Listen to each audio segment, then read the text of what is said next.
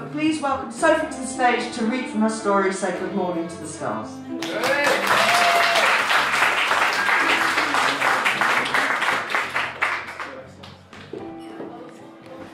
Gosh, this is a bit...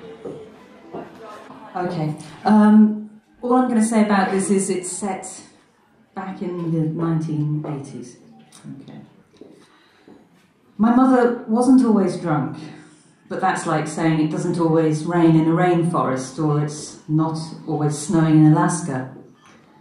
More often than not, we'd get home from school or from playing out and find something had changed somewhere about the house.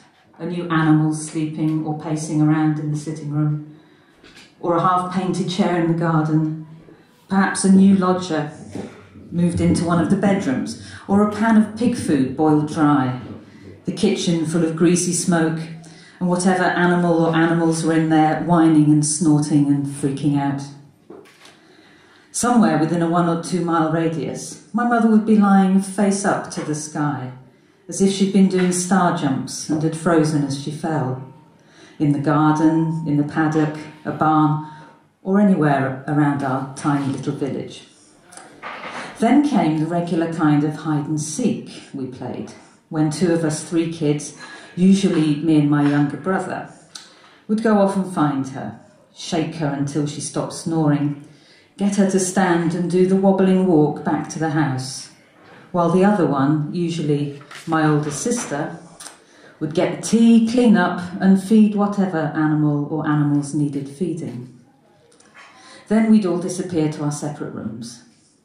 The nights would fall, and during the dark hours we would inevitably hear our mother get up from her bed or from watching the TV and go to whichever cupboard or drawer or handbag or Wellington boot or sack of animal food she kept her whiskey hidden in. By the time I was 15, I'd developed a serious pot habit, scoring from anyone I could find, always putting word out that I was interested in whatever there was on offer. Smoke, powder or pills, it didn't matter. I spent many sick days and nights with a Weasley man out of town who sold rotten gear to all the bikers and the punks. Surprisingly, he never tried anything on with me, but after a bad 24 hours of mushrooms where we had melting walls and sharks coming out of the toilet, I gave him a wide berth and started looking elsewhere to score. I had an older cousin, Vanessa, from a good side of our family, who was in her final year at university in Oxford. We wrote a lot, and she made time to ask how things were going on in my home and with my mum, and sent me wild, beautiful drawings of trees and flowers.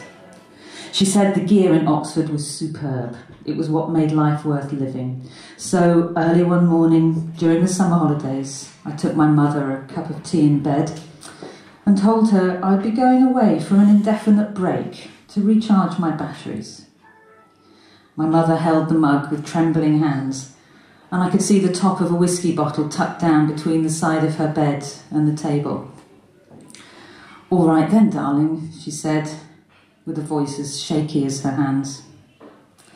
I packed a rucksack with clothes, soap, toothpaste, food, my best tapes, my Sylvia Plath anthology, my writing notebooks. I took £2 out of my mother's purse, ripped up an old sack of pony nuts, and made a sign saying, "Oxford, please."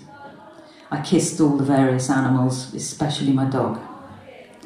It took me all day to hitch to Oxford. I had rides with 2 lorry drivers and an elderly businessman who stopped at a cafe to get me tea and a sandwich.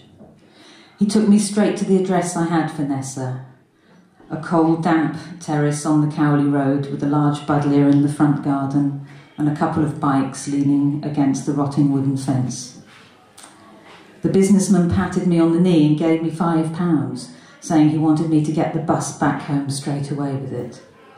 I promised him that I would, and thanked him very much for his kindness. A poster saying "Nuclear power, no thanks" was stuck in the front room window facing the street, along with one of a peace symbol and another of a clenched black fist. Nessa opened the door, looking much thinner than when I'd seen her the Christmas before. Her hair was cut very short, almost shaved, her arms bare and blotchy. I waved goodbye to the businessman. I had never seen so much dope in all my life. Nessa lived with her boyfriend Marcus and two other guys, two skinny art degree dropouts called Martin and Chris, who were starting an anarchy magazine. Martin and Chris rolled joints for breakfast and then spent the days writing, playing guitars, boiling brown rice, frying up eggs and bean sprouts.